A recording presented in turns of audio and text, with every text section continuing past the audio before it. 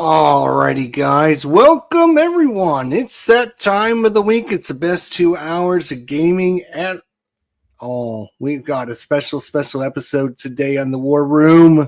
We've got a couple people we are going to get the chance to talk with today and say hi and find out the ins and the outs of all of their business and everything. And so welcome, everyone, to another episode of the War Room.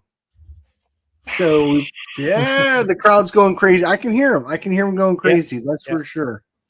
So we appreciate Wes Crawford, Ryan Hillman, and Wharf. I keep saying Wharf. It's Wharf Rat Games. That's right. So we appreciate you guys. We're gonna definitely check. Kind of have lots of questions for you guys. I will say in the chat, please, if you have any questions for these guys, wait until about 5:30 because we got a lot of questions. We will probably already cover a lot of the things you're going to ask, and we don't want to be stopping in the middle of our discussion to cover all the questions. So if you have any questions, great. Just wait until about 5:30. We'll open it up to the chat and let you guys have your opportunity at them. But first, we get to hammer on them for a little while. All right. Ruff, how you doing, buddy? Not too bad. Not too bad at all. Don't worry, I won't hammer at you. Oh, great. Thank you. It's not an expression us, Brits use, so you're okay. You'll be okay with us. But yes, not too bad. I've not done any videoing this week because I want to catch up. I've got the urge to do a bit of painting, so I wanted to paint some miniatures. And as you can see here, I've got quite a lot to paint for Nemesis because that's on my list to play. It's he's looking. Hold on. It's a sort of it's an alien thing where you're hunting down aliens on a spaceship. Weirdly, sounds familiar, doesn't it? And it's a dungeon crawler with intruders. So that's what I've been painting. Going to put it away for next week so I can get back on the videoing. And start, if I can finish off Skies Above Britain, we can then start our new 10 games for the challenge. Don't look at me like that, Nate. Don't give me that look. No. I mean, it's going to get done. You do know that your playthrough of Skies Above Britain is taking longer than the actual Battle of Britain. Of course. But the people, they go, oh, Ruff's done another video, quick. And they all pile in and watch it. You get hundreds and hundreds of views. So that's quite cool. But yesterday, me, Jester, you were invited, but you had better things to do, evidently. And, Man, this sounds horrible. No, I know. I'm joking. I did appreciate the invite, but yes, I couldn't make it. But me, Jester, Tony from Tony's Board Life, and Jerome, the guy that was the source material for Mike's Wolf Pack, a Submariner chappie, so well interested in him. Were playing a brand new game designed by Sam London, who's been on the show, called Microverse, along with Mike, who's the developer for GMT. And I won. There you You better hold on. All right, so Nate, what's going on with you, buddy? How are you doing today? Me? Oh, let me tell you what. This has been an interesting last week because surprisingly enough, I'm on game number 4 on my 10 game list. Really? Yes. Wow. Yes, I played War and Peace earlier this week. Then while I was in the same theme, I played I'm Napoleon. And then let's see if I can get this big box out here. I played Herman's Game. Most Fearful Sacrifice, which was fun, and now currently I have this setup. Wow, and this is going to take me a little while to get through. There's a lot, but it looks really cool. So I'm looking forward to get more into it. But yeah, I was very surprised of how far I was able to get into the challenge already. So now you say you've played them. Is there any proof? I do have proof. I could show you the pictures, but I don't want to take up too much of our time. I don't know if Wes and Ryan know, but we've been running a 10-game challenge for everybody who's a member of Tack Up, which is our Facebook page on Facebook. And we've got how many did we get all together going in? Too many, way too many. I've been all week. I've been just adding people to the list, and it's just the list is crazy. I mean, it's just over 100. Over 100. Oh, we've gotten well over 150, maybe even past 200 by now. So it's crazy, this challenge. So all we did was we said we want you to play 10 games. You have to list the 10 games you're going to play, and then we give prizes away at the end of the year. Very simple, right? Every year we have 5 people that complete the challenge because you think it's very easy, but it's not, because you have to commit to your list and play those games on your list. And a lot of people don't do that. Of you guys that you get time to play any games. So, Wes and Ryan, we do appreciate your time, and we are definitely going to be talking to you a lot. We don't like hammering you with question after question after question, but we always ask this question to every guest that comes on the show. Like, what kind of games do you play? What kind of games do you enjoy? And I'm a Euro gamer. I'm an Ameritrash. Ruff has already talked about Nemesis. We love all kinds of games, so don't be embarrassed. You can talk about whatever you like. Right. Well, as I said, I don't know if this is a secret or not, but I feel like once you get into actually making games, designing games, developing games, then you stop playing games. It feels that way anyway. The only games you end up playing is the ones you're working on or the ones that you're helping other people with. And all that time that you got to spend previously playing games gone. You know, I had a weekly place that I went to all the time to play games, and I never get a chance to go any longer. But in general, I like all sorts of games. I'm a pretty diverse gamer. I got into games long when I was, kid, and really got heavy into role playing, D&D, things like that. And then obviously got into more of the war games. With a lot of the Game Master series, like the Axis and Allies and stuff like that.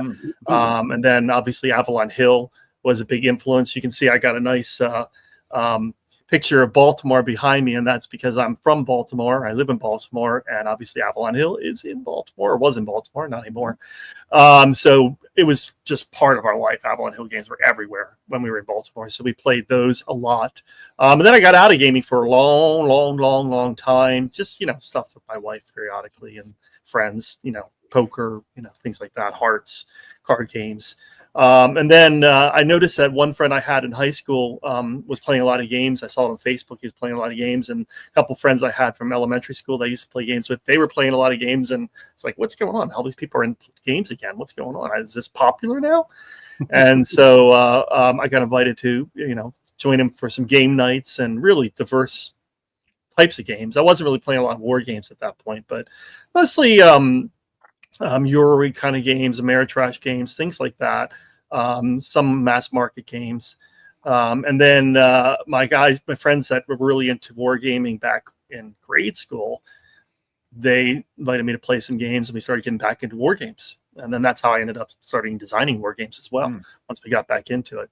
But I don't limit myself to anything. If somebody has something interesting, I'm like, bring it on, let's play it, Do you have a favorite? You like everything. What about you, Wes? Well, I'll tell you later.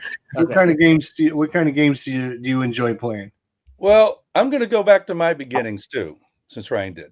And probably the first kind of war game, I was reading comics all the time as a kid, right? Who remembers this? Can you see this? This on the back of the comic? Oh, yeah. Tank Trap? I don't recall that. No. None of us comic books up until about 1982 and starting in the 50s had these ads on the back. And in this case, for $1.69, you could order Tank Trap, which was the Battle of the Bulge, and had little plastic soldiers. And these were actually more three-dimensional and stuff. Some of this company had these flat little soldiers and stuff, which people talk about. But go look up this. I got a steal on this game and this original comic book page just recently for like the two of them together for $165, because some of those games now go for like $500 and stuff. Okay, some go for $1,000. It had these little plastic tanks too. I mean, they're only that long. I'm uncoordinated when I'm trying to show something on this camera. But anyway, and it had 2 halves of tank and a little rubber band that connected them, and you had to scoot them along on the vinyl board. And if they blew up, it's like artillery hitting you and they blow up. So that was what I was first into. And then the whole Milton Bradley series, there was Dogfight, and there's, the Battle Cry and all those ahead. And then in this department store in Roanoke, Virginia, this is, like 4-story department store back in the day. In the toy department, off to the side, they had these things called Avalon Hill games. And the first one I got, I was 11 years old in 1967, was Midway. And I'd played Battleship before, and this was like Battleship on steroids, and we would play that. So that was the beginning of my love affair with those games and SPI and strategy and tactics and all that, all through high school. And then after I went, through college and stuff, of course, you get so busy and into so many other things, didn't do as much. Then I was on the road for a while as a musician, and came off the road and got back into gaming around 2018. So that's not that long ago in a way. And so I've probably bought about 500 games since then and explored them and studied them, but to get to play them is harder.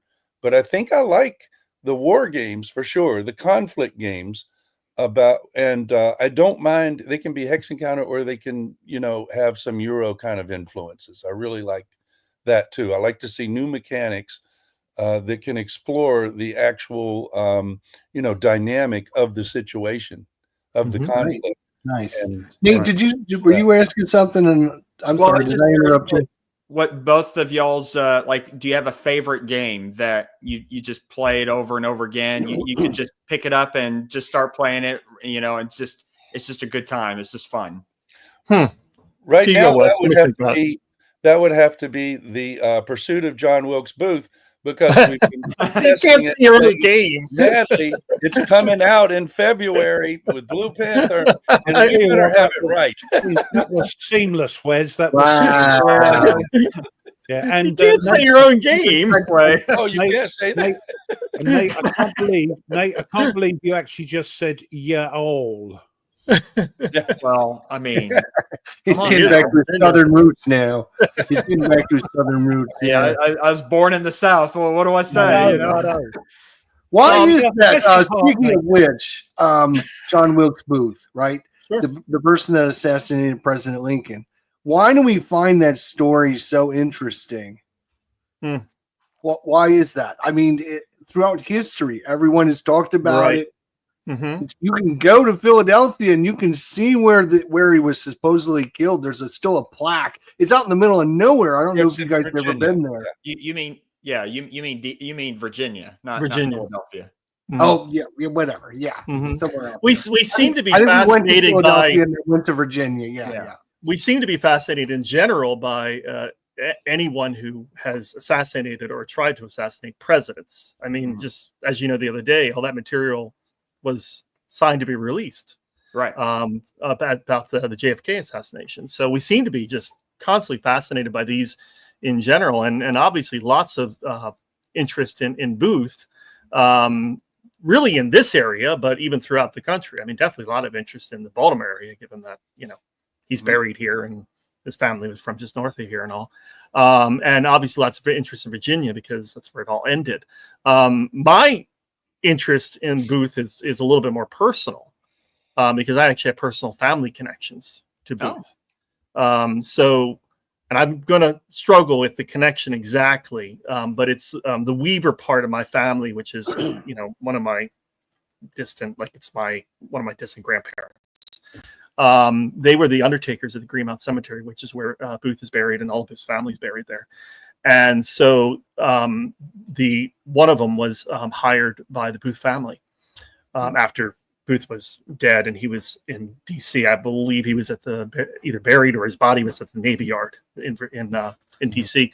And they were hired to go to there, get the body, bring it back to Baltimore to Greenmount Cemetery where it was going to be buried. Now, unfortunately, the ground was hard because it was winter, so they couldn't dig to bury the body. So they placed his body in my family's mausoleum for a long period of time for months until the ground thawed. And then the family came back, and then they took it out of the mausoleum, and then it's mausoleum's down on a lower part of the hill, and then right up at the top of the hills where Booth is buried, and they buried him there. At least that's historically what they say. I mean, some people believe that he never was killed and never was buried, but there is no marker there, or no obvious marker that says John Wilkes Booth. There's a little marker that some people believe is where he was buried, and people put Lincoln pennies on top of that to show how Lincoln surpassed him even in death, that thing. But that's my interest, my family interest. And that was one of the things that I told Wes when I proposed the game to Wes. I said, Wes, I have this idea for, a game. What if we were detectives or whatnot, or trying to figure out where Booth went and trying to track him down after the murder? And, he was very interested in that. And then I told him the family connection. And I think that made him interested even more. But you're right. I mean, people are fascinated by it. They're fascinated by what happened during the event. There's tons of books on it. There was just that recent TV show on it, based on the Manhunt book. And, there's lots of interest in the more out there theories that, he never died, and, he lived someplace in the Midwest for a while, and, he still has kids to this day, and all that other kind of stuff, which has all been debunked. But, well, Wes, because Lincoln was the first president to be assassinated, and not the first president to die. That was William Henry Harrison, but first one to be assassinated. Plus, in such a public way, like everyone's there and everyone sees it happen. There that it just electrifies the whole country immediately.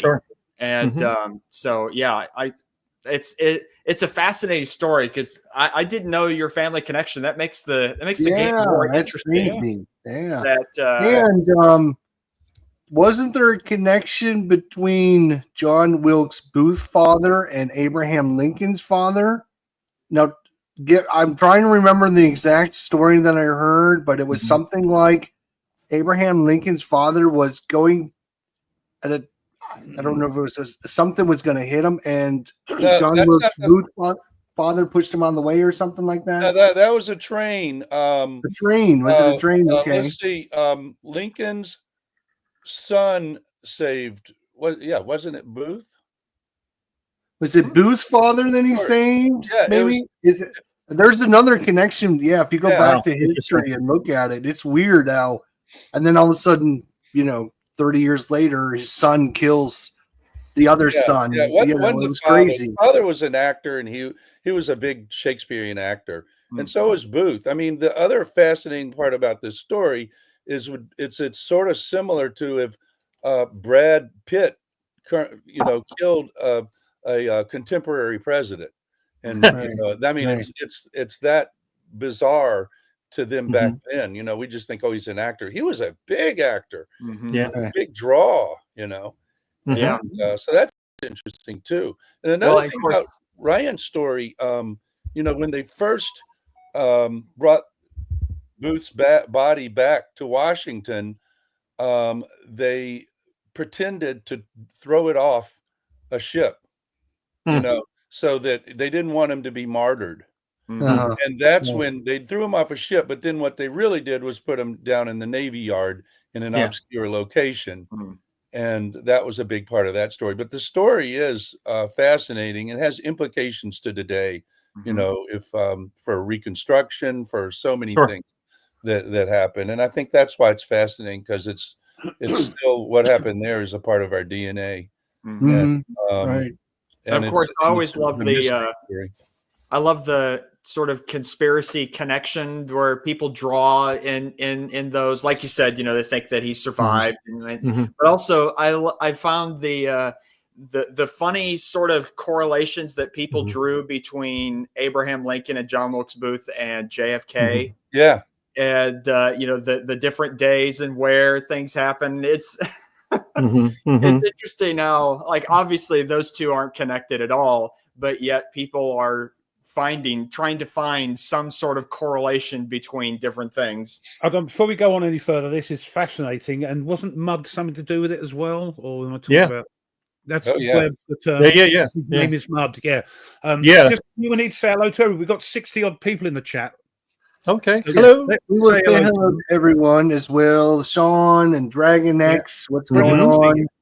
Dicey Dave, good to see you. Marco, Rob Allen. Yeah. Oh, by the way, my prizes have all been sent out. VUCA has contacted me and said that they're all being sent out, except the one that's not been printed yet, not out. The new Cold War. Yeah. So I still got a couple I got to ship out, and a big thank you to these gentlemen. Yeah. We are game number 1 and 2 from their first game that they're publishing. Wow. That's true. I was very honored that they have donated 2 to us, and we appreciate Wharf Rat Games. Thank you very much for that. And I will give you guys the people's names and stuff that won, so we can make sure we hook that up for them later on. Okay. I want to go back to Mud if that's okay, because absolutely. Go ahead. I'm just going to go through the chat. If we can. Yeah, we need to say hello to them because they love it. The at Buckeye Game Festival, we actually met one of the relatives of Mud. Wes, you want to tell them a little bit more about that? Well, I was demoing and I stepped away, went to the restroom or something, and Dave Shaw, who's working at Blue Panther, said, wrote me or called me, said, Wes, you got to get here immediately. Okay, I'll be there in just a second. No, you got to get here right immediately. There's somebody you have to meet, and he's got a big book. I said, oh, that sounds interesting. And he came in there and he said, hi, I'm Jerry Mudd. And he just lives in the Ohio area, and he heard about this game and came out. And so I said, well, here's your ancestor on this card and on this card. And I think he got a kick out of the game, but he had a book. What was really amazing, he had this thick book. He said, Dr. Mudd, who doctored on Booth and sort of hid the information about him for some time, he would never talk about the assassination or anything about his involvement or anything, because he did go to prison down the Dry Tortugas, for a few years, which is a horrible place to be. But anyway, not anymore. It's very nice now. Oh, really? Okay. Yeah. And he had this big book. He said, and his son wouldn't say anything, but then Mudd's grandson was very curious about the history, and so he wrote a book this thick. I swear it was about the whole Booth family history from before they ever came to the United States, and then the involvement. And then he even showed me a Jimmy Carter letter where they were trying to get, a pardon for Booth. And for Mudd, you mean? For Mudd. For Mudd. I'm sorry, Mudd. For back and forth. And then he said, and then he looked at me and said, yeah, he was guilty. But it was really, really cool to me. And that's what's so cool about this game stuff and historical game things. The personal connections today you sometimes run into or meet is just fascinating, And he's like, 160 years later, and still 160 years. One thing I think more as the historian part of me, and you're certainly more qualified to comment on this, Nate, than I am. But the more you study history, the more you see it was really just yesterday. There's not that many, great greats going on when you start talking about even the Civil War era. Right. Oh yeah, Wes, I feel a little insulted though that you said Nate as the history person. I'm a history person too. Really. That's true, but he's getting a PhD. I think I heard. So well, I understand, but I have a master's and I teach history. So at least there you go. That's awesome. Yeah. I didn't know that. That's cool. Historians, they're the worst historians. Yeah. Never get them. I'm a high school teacher by trade, and I used to teach high school myself. Okay. I do right up in Carroll County here in Maryland. And about 20 years ago, I started and I taught history. And then recently I've transferred over and I do tech now. So I teach like computer science and technology and things like that. But I taught history for a long. Well, I would have loved to have you as a teacher, Ryan. I appreciate it. I'm not sure my students want to be as a teacher, but I'm glad you would have wanted. No, I probably would have been sitting in that high school class at 35 years old or something. So yeah. It's funny, when we were in high school, we couldn't care less. Now we're out of high school, we love it, and we just can't get enough of it. It's crazy. Right. It's crazy. I think actually when I transferred over from teaching history to teaching tech was really about the same time that I started designing games. And I think a lot of the reason for designing games, particularly historical games, is that I missed teaching. I missed, just for one minor example, I used to teach about World War One, and I would talk a lot about the beginning of World War One and what brought the various powers into World War One and the various sides and all this other kind of stuff. And I missed it so much that I ended up working with Dave Shaw to come up with and create Berryville, Belgium. So I think that sometimes when you get out of something, you're like, you want to replace it, and then gaming is a really cool way to do it. Yeah. Oh yeah. Oh, it helps you kind of like immerse yourself into an era, and you can find a book to read as well, so you can visualize what's going on. And so, yeah, that's really cool. Yeah. I'd like to find out a little bit more about you, gentlemen, if you don't mind me asking this question. We all have kind of our own specialty. Like my specialty is World War II. Nate's is kind of ancient history. Where do you guys, what do you find is like the most fascinating and like your sweet spot? Wes, why don't you go ahead? All right. Well, World War II has always been by far my favorite.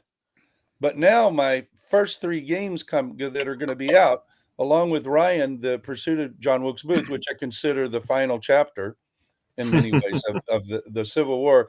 The other one's coming out with Compass called Engine Thieves. It's about the Great Locomotive Chase.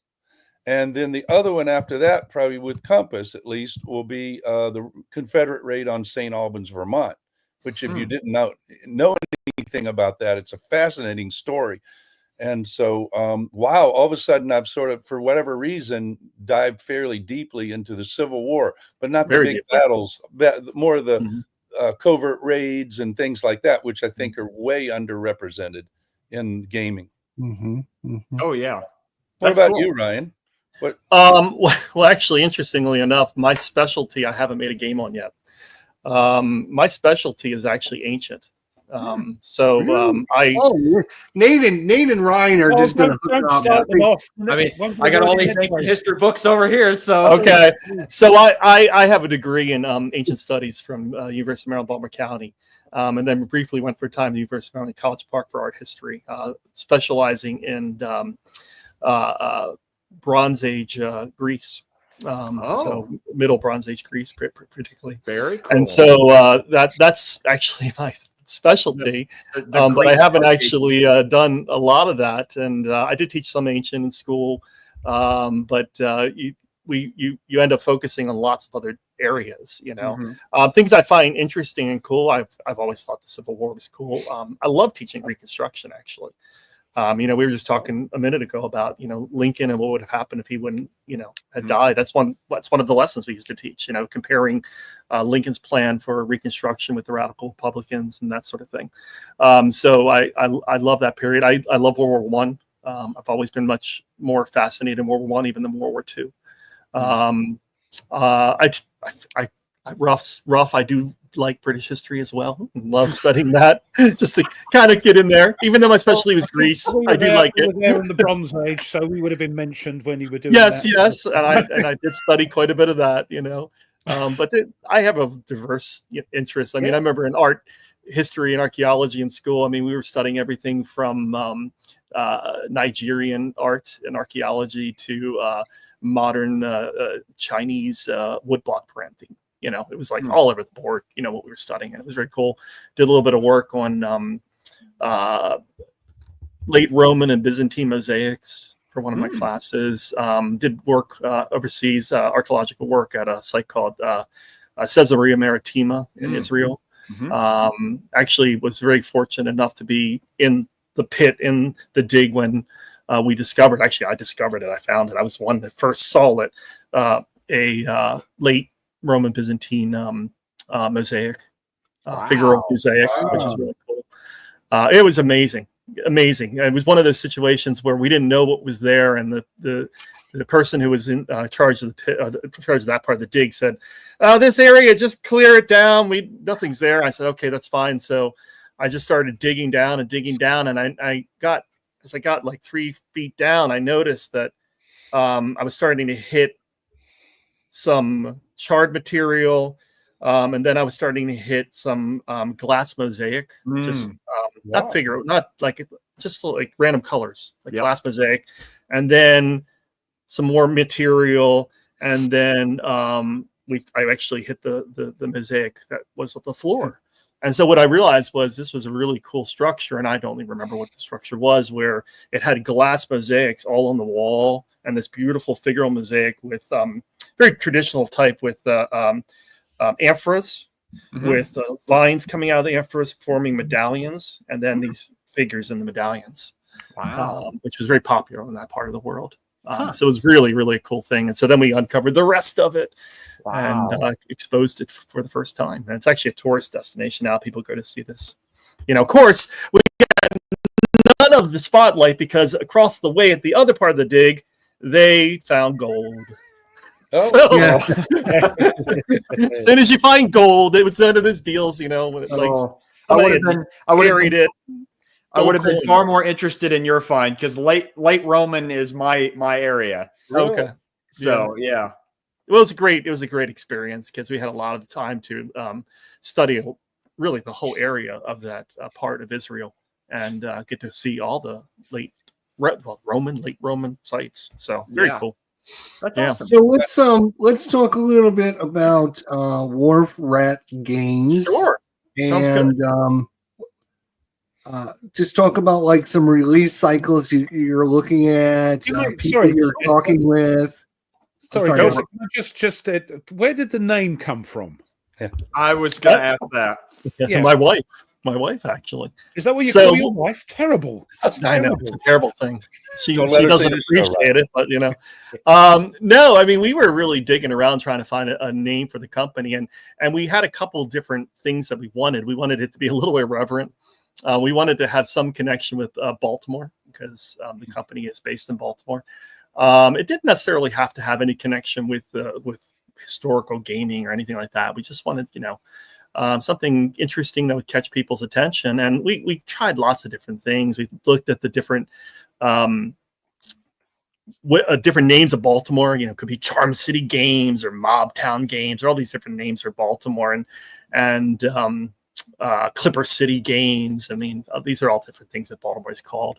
And some point, I don't even know how it came about. My wife suggested Wharf Rat, and I liked the sound of it. I liked the look of it. We kind of had an idea of what the image would be for a logo, which is now this Wharf Rat, as you can see, on a die, floating in the water. Significant Baltimore to Wharf Rat? Is it a slang term or something? Well, I mean, Wharf Rat in general has two terms. It's literally just a rat on the wharf, or it could be a guy loafing around.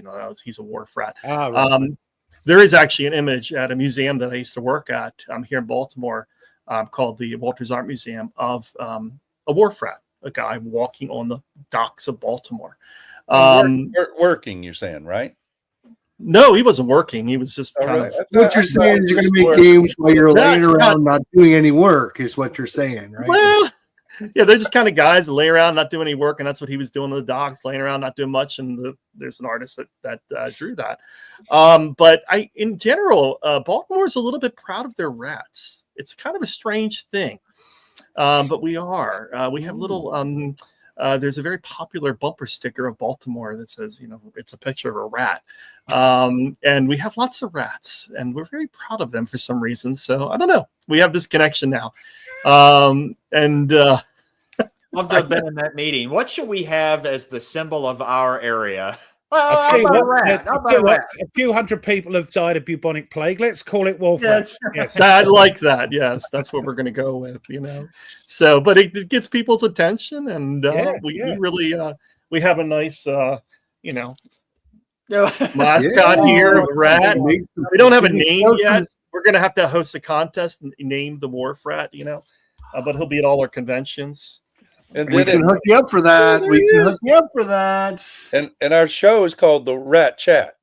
We do a monthly show. Rat Chat. Oh, nice. That's nice. So that's where that came from. Right. Now the actual company, Wharf Rat Games, really came out of a desire to get further into gaming and publishing. I think even when I first got into making games and designing games and eventually got my first game published, I think I always had a desire to go a little further into that and maybe eventually open up a company that would publish games. My parents have always owned their own businesses or ran businesses and that sort of thing. And so that's very, even though I'm a teacher and I work for County in Maryland, I think I always had a desire to run my own company. I do run currently several side businesses, doing things like selling used games. That's one thing I do. But I love the idea of actually starting my own company. And luckily, I found someone who was also interested in doing that as well, and someone with whom I had very similar ideas, similar concepts, similar goals, and similar values, and that's Wes. So, Wes, why'd you want to start a company? Did you really want to get into business with just me, or what's going on? Yeah, just because Ryan did. No. Okay, there we go. He's like, Yeah, that makes sense to me. I mean, it's not as large of a leap because all my life I dropped out of an MBA program in 1980 and to play drums. And that's all I've done my whole life. I've taught a lot, taught 28 years at a college in Baltimore. So I have a connection with Baltimore and live in Silver Spring, as adjunct. And I teach out of my house. I play with 10 bands. I mean, this is certainly self-employed entrepreneurial activities for my whole life for 45 years now. And so it's not a big leap to try to start something, and I'm not giving up anything. We're all still continuing our jobs right now, and we're starting slow, and we'll accelerate, as we move along.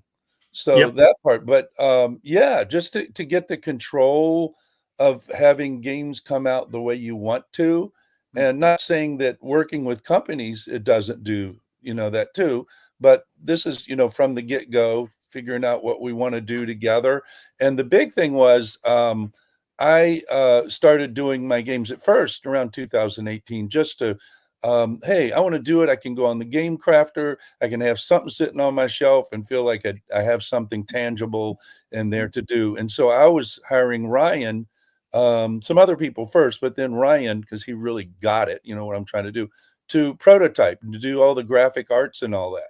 So we worked from scratch on 2 game projects just for the prototyping, which each one was a year long. So we worked pretty intently together, and I think we do. We see things very similarly, but we also complement each other in the kinds of experiences we've had in life and the things we can bring to the table. Don't ask me to graphic art anything. I'll draw a stick man and it won't even look like a stick man. But, Ryan's got some great skills there. I think we just, hit it off as friends. I think we see things pretty similarly. I'm curious to know, how sort of, I guess both of you, how do you go about designing a game from scratch where you just have an idea in your head? And what's sort of the process that you go? I know we've talked to a few designers already here on the War Room, and each of them have a different method that they go about of putting a design from an idea onto paper. So I'm kind of curious of what you all do. I'll start if you don't mind. Sure. I'm a very visual person. So it's hard for me to work abstractly, So if I have an idea for something, I want to get something down on paper. I want to get something drawn. I want to get something created. So let's take, for example, Brave Little Belgium. That was my second game, but my first one to get published. In that particular game, Dave Shaw and I were sitting at the WBC out in Seven Springs, and he had told me his idea for a game on, Belgium and World War I, et cetera, et cetera. And I said, hey, you mind if I try something with that? So I knew I knew what he wanted. And so immediately what I did was I just started grabbing material, grabbing maps, grabbing some research material, that sort of thing. And I actually just started producing maps and counters so I could just have something physical to push around on a board. And that's what I did first. I went and created all that material. I said, well, here's a map. I went back to Dave. Here's a map. I got some counters. I don't know what to do with it next. What do you think? And he looked at it and he said, let me think about it. And about a year passed.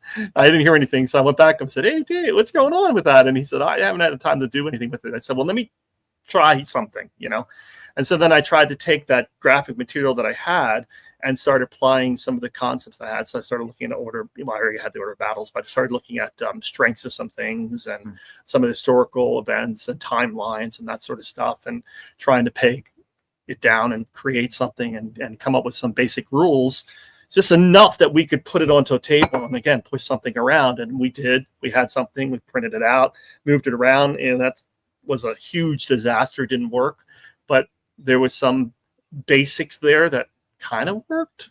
So then we go, oh, we hate this. We kind of like this. We hate this. We kind of like this. And then we were able to then pull out what we hated, keep what we liked, refine. And then sometimes things just kind of come to you. I mean, I remember sitting in, I was falling asleep one night, and I came up with a couple ideas for the game, and I'm texting Dave, what do you think about this for the game? And he's like, oh, that's a great idea. Let's do that. And that got added in, and it just kind of flowed from there. I think things are a little bit smoother now because that was really my first, but things are a little bit smoother. I tend to have ideas about topics. And then I start researching those topics and then come up with some mechanics that might work for the topics, create some graphics and whatnot to go with that, and then start pushing some things around, testing to see if anything works, and then go from there. Cool. Yeah. Well, Right. I was designing as soon as I started buying Avalon Hill games in, like I said, 1967. I was trying to make them. I mean, I made a Yorktown, which was horrible. I made a Caporetto. I made a Sicily based on, D-Day, all this stuff when I was a kid. It was just fascinating to do. But really, and then I would do, if I didn't want to do a school project, I would design a game like we had junior year of high school. The big junior year project was an English class with an Elizabethan period. I did not care about, doing a project on what they wore or anything like that. So I made a Spanish Armada game, and did my little research and found out it's 10 times the work that it could have been to just do the project she'd asked me. But anyway, that's okay. Then as I got back into gaming and stuff more in the late teens, I started realizing there's really out in the world, there's two different kinds of game designers. And not that they can't merge a bit, but the majority of them are not me. They're not like me. They're people that study mechanics and things they like in a game, and then they skin it with whatever they want to. And that is so not me. And I think I can honestly talk for everybody here that's a designer watching this. If you're a historical designer, what draws you in is the history and the history and its implications and the story being told. And how can you go start with that theme, and that's immutable. That is what we're going to do. Can't look to reskin it. Sure. We think what mechanics will most fit with this game. That's unusual because most of them have a successful mechanic. Yep. And no, I'm just like him. And just reskin it, right. Oh, this is a World War One. Oh, let's do a Navy version of it. Oh, let's do a World War Two. Using the same. This is a good example of how Wes and I are exactly the same, because I'm exactly, and it doesn't matter if it's historical or fantasy or science fiction. If I say I want to create a game about zombies that attack a city, that's my theme, and that's I come up with the mechanics based on around that rather than around that theme. Sometimes they'll come together right at the same time, but I hardly ever had a mechanic and then put something onto it. I'm not going to put down the other way either, because I think they can merge in some really nice ways, even for historical games. But it's up to us as designers to know what came before you, And so I am so glad I grew up with everything from Milton Bradley to Avalon Hill to SPI to all that, even though I have a 30-year gap. and then I tried to find out what's happened since then. The big changes were activations and a few things like that, the mechanics. So you start learning about it, and then you know what's in your toolbox, and then you try to look for other kinds of mechanics too that might be variants of what or actually something maybe a little new. And that gap hurt me though, Wes, one time. The what? Did I tell you that gap, that 30-year gap where I wasn't playing games and didn't know what was going on, hurt me, because like when we were doing Brave Little Belgium, I was so used to just the straight I go, you go type game that I played at Avalon Hill years ago. And then I went into Dave Shaw, the co-designer, and I said, hey, I got this great idea. What if we have all the different armies activated by a chip that you pull out of a cup or something? I said, that's genius, don't you think? He's like, great idea, Ryan, but it's been done many times before. Like 30 years ago. That brings me to game is designed by a Forlorn Yeah. Hope. Chip Paul Yeah. was one of Herman's big things. So, Yeah. Yeah. And then he changed it to cards. He Right. expanded it to cards so you can get more information right there in Mhm. front of the player. Yeah, but it's the it's- same idea. You know, it's It's you're for going and I'm 2000. going. the and thing that with sort of Herman thing, is, but- he's, like you say, he'll bring stuff in from other genres, Euro games and Yep. Ameritrash games and other bits and pieces. He's Mhm. very open to that, which makes his Yep. games so sort of different sometimes. And that's All right, one of the so reasons why we get let's along so ask you a much. little bit. We've been a little nice to you guys so far. Hit us. We're all Hit us. singing around the campfire, kumbaya. Let's get down to the Dig it. meat here, all right? All right. Let's get to the What- nitty gritty. Bless our hearts. What do you think wargaming needs to do to bring in a bigger and broader audience? Well, Quiet. You want to interesting. go, right? Well, I mean that question is based on the thought that they need to do that first of all, and the question, of course, is they probably okay, the answer to that is so, they probably do need to do that because unfortunately we're all getting up in age, and you do need to attract younger audiences to keep that going. I think it's along when the you go lines to a of what convention and you see nothing but 80-year-old guys out Right, there, you got to say to yourself, what's going to happen when all these guys pass on? I get, I understand. And I think that one of the things that you can do is what we were just talking about, not feel like it has to be that traditional style war game, that you can include mechanics from more mainstream games that will push it right more into the mainstream right there. And that's why Herman and I and Wes and I do get along so well, is because we all see that. We see that it does not have to be a traditional hex encounter game in order to be a war game and be fun for people both in the wargaming ranks and outside. And that's something that I've always tried to do with my games, is trying to attract people from not war gamers. As you know, I tend to create games that are more intro games. I mean, the best compliment anybody gives me is when they say, I played your game with my son who's 12, or I played my game with my father who's never played a game like this before and he really loved it. I love hearing those compliments because that means I'm doing my job. It doesn't mean I can't go create a more complex game, but I like that intro game. I really do. And that's something that I have focused on a lot in really everything I've done.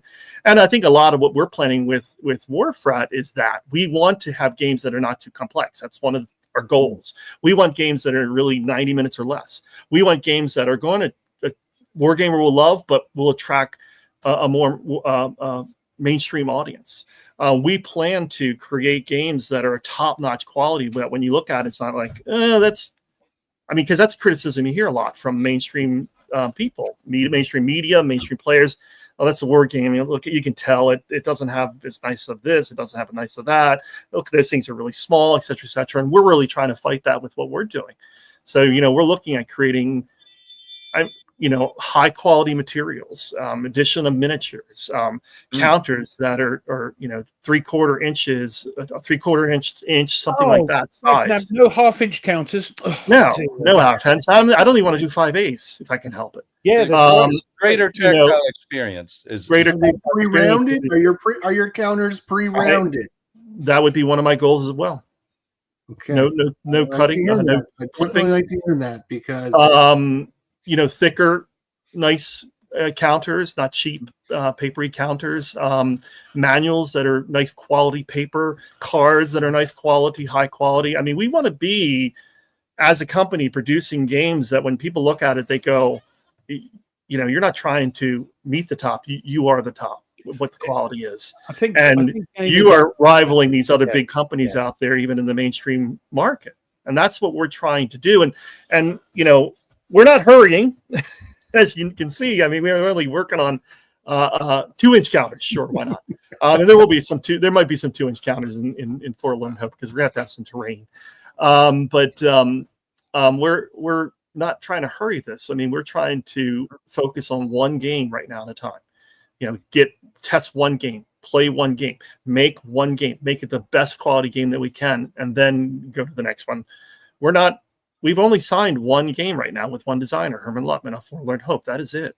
We are talking to others. We may go eventually and sign some other games from some other people. We have some leads on that. They may not all be historical. They may not all be war games. They may be other things. You know, they may be more mainstream in some instances, or maybe just plain historical and not like conflict driven.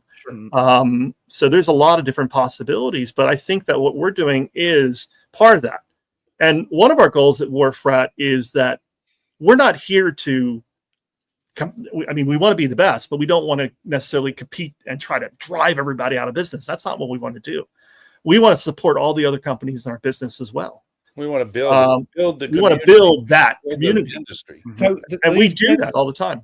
That sounds great. But these games you're bringing out, are you doing them in-house, printing them in-house, or are you palming them out to a third party? Who's doing your stuff for you? Who's making the game? The actual printing has not been decided yet, but no, it's not going to be done in-house. And it's not going to be. Is it going to be within the US or is it going to be abroad? I would love to say it's going to be in the US, but that's a very difficult proposition right now. Everybody says, I can't understand it. You're a huge country. I can't understand it. But there you go. Yeah. But no, I mean, it's a real difficult issue. Yeah, but go look at our second, was our third Rat Chat show? Third. Yeah, with Blackwell Hurd, the developer and Lock and Load, from Lock and Load. He's got cheers. a really interesting thing to say. Hey, cheers. Well, that's a good example. We have somebody from Lock and Load on our chat. I mean, that's our example of we're pushing their games. Their new AI. That's fantastic.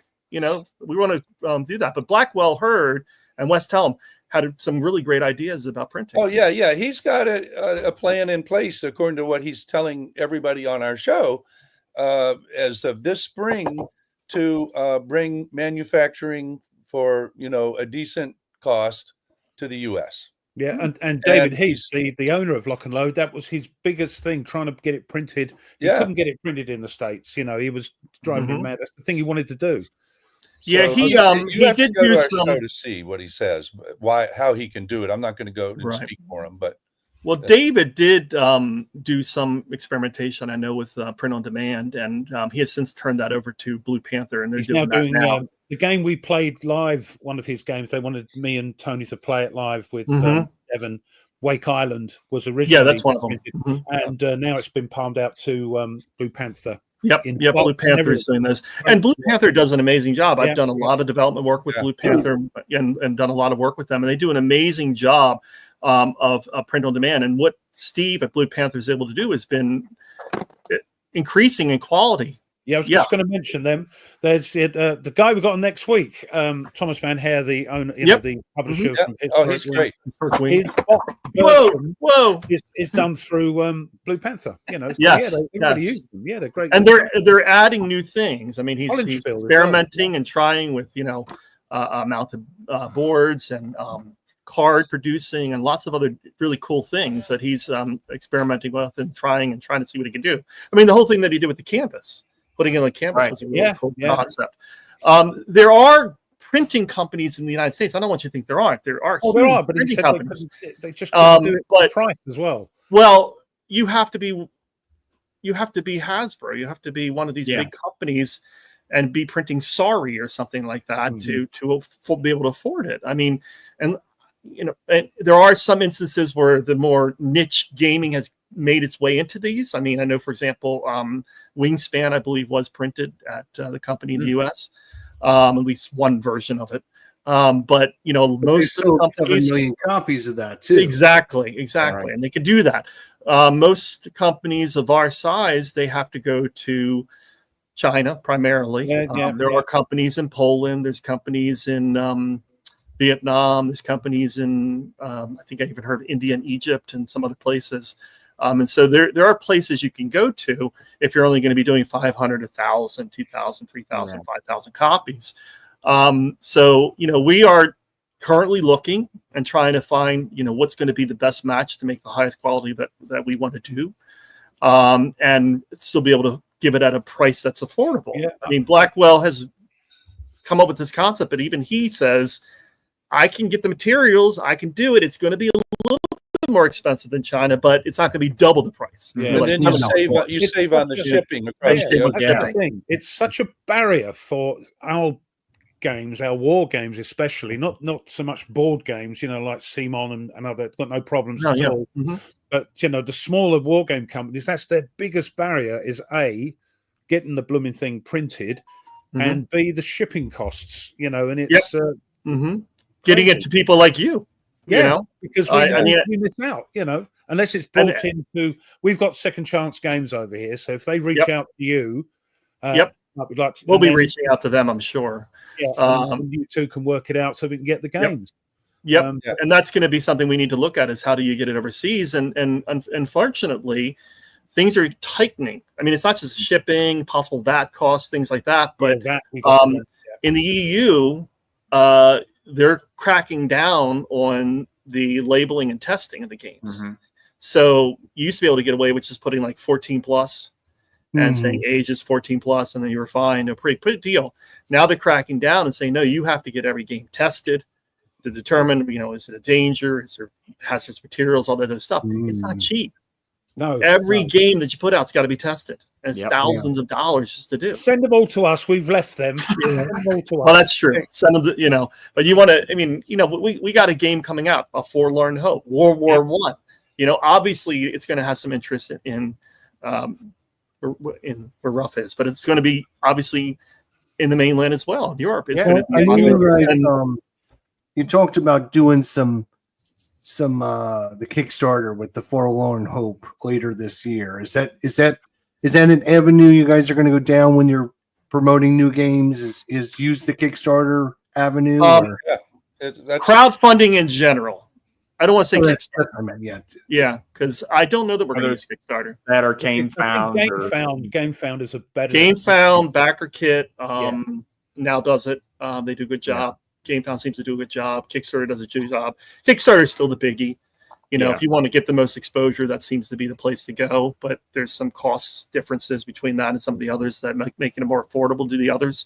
But yeah, we're going to have to. We are not independently wealthy guys. We are already invested a significant amount of money in the company. So if we have enough to pay for running the company for the year and doing the artwork and that sort of stuff. But to get the game actually published, we need money to do that. And so at least for this initial one, but I anticipate going forward, crowdfunding is going to have to be the way we're going to proceed. But, I mean, that's not something. It's not unusual. Like we're not going to be ashamed of that, because much bigger companies are using that as their, no. What's the alternative?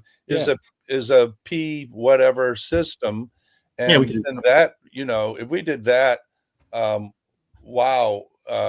we don't really have the same kind of promotion that you can put on a Kickstarter, I don't know how many years it might be before the first one would come out, unless we want to put in a whole lot more money and just do it all up front. And right now we're not doing that. Awaken Realms, they use GameFound, and they are part of GameFound. They have something to do with it, so they even use it. There's absolutely nothing wrong with doing GameFound. No. I'm not trying to talk derogatory against GameFound at all. I think it's a good avenue for someone that's starting up, and I think GameFound and all those companies should be used for companies like you. I don't think it should be used by like Awaken Realms, and Simon should not be kickstarting anything. They don't need the money. There's no reason for them to do that shit. I know there's a lot of people that believe that Kickstarter was there for companies like ours to come out with new interesting products. It wasn't built, and we don't have the money. We believe in us that we can get the money to create your thing for you. Yes, and Koyi, yes, I've seen your comments in the chat. We'll get onto our segments, so then we can open up the chat to everyone. He's the guy that keeps us in check. Oh my gosh, he is on it, isn't it? It is time. It is time. Yeah. So we got a few segments we got to cover. Nate's notes, Rough Remembers, Jester's Jeopardy, and no! Oh no. Favorite. Oh, by the way, have you guys ever heard of a game called Fight of Iron? Have you guys ever heard of that game? I have. Yep. Okay. Yep. Have you ever played it? This is my impression of it. You tell me if I'm wrong. It's that monstrosity of a game that sits on a shelf and no one ever plays it. And only a few people have heard of it. Lovely. I've Thanks, gone Ryan. over You made many of my day. friends' house, and I go, "Oh, what's that game?" And they're like, "Oh, that's Tide of Iron. You ever played them?" No. It's what we call a BBG. But you've heard of it. That's all that's Oh, important. You've heard of it. yeah, I've never played it. I'm joking a little bit because the guys in my game group, they actually do like the game. But I remember seeing it many times up on their shelves, and it's never one that they've grabbed out and said, "Hey, let's play this tonight." So Because it's not very solitaire friendly, and I play Okay. a lot of solitaire games. Mm-hmm. I hadn't heard of it, or I haven't played because it's not solitaire friendly, so it's not coming to my sort of area. And It's what tactical World War II or something, yeah, German American, something like that. Yeah. Yep. Lots of miniatures and things. Yeah, we had an occurrence or an incident where Ruff and I wasn't aware of the game. We hadn't heard of it. Jester definitely was, and let us know how we should have known that it exists. And they made fun of me. They made fun of me for guessing for have them choose this game. Yet everyone we've talked to ever since then. In fact, I got a picture I have to share with you. This is one of our last hosts that came on. Bless your heart fits. Yeah, bless your heart, Jester. Yeah. I mean, I think it's liked by a certain group of people. I just have never seen anybody play it, and I mean, I guess I don't know how it relates to some other scenario-based World War II games, but the one that I Mike, think off the top of my head, scenario-based World War II. What year did it come out? Memoir 44 would be the one I think of, but is this much more tactical, much more detailed? It's a BBG. It's a bloody block game. Okay. It's hidden information, so it's not going to be of interest to me. I can't play it, so it's not been in my radar. Not heard of it. I want to say it's been out for a while. It's been out 2007, 8, 9. I don't know, somewhere in that range. 2006, 2004, maybe.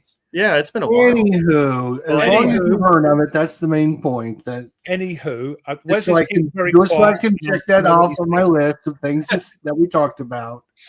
No, I mean, I have heard of it. Like I said, I've never played it. Hey, Ruff, would you like to tell us what happened today in history, Ruff? You want to do my bit, yeah?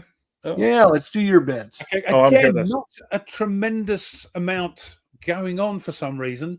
But anyway, as we were talking about in the green room before we started, one of the things is coming up to where you guys sort of live. But first, 1554. Oh, jeez. Yes, lots of history in America. Sir Thomas Wyatt gathered an army of 4,000 men in Kent at the start of his rebellion against Queen Mary. His fellow conspirators were timid and inept, and he eventually surrendered. He was executed and his body quartered on 11th of April, which isn't a pleasant thing. You're still alive when they do that. Why'd they wait so long? Yeah, that's a good question. Why'd they wait all the way till April to quarter him? Yeah, he was kept in prison. Where they do it until he was sentenced to quartering. Normally they hang you first, draw you, and then quarter you. But maybe they halved him for a while and then they quartered him later. Right. No, they have to do it while he's alive. Yeah.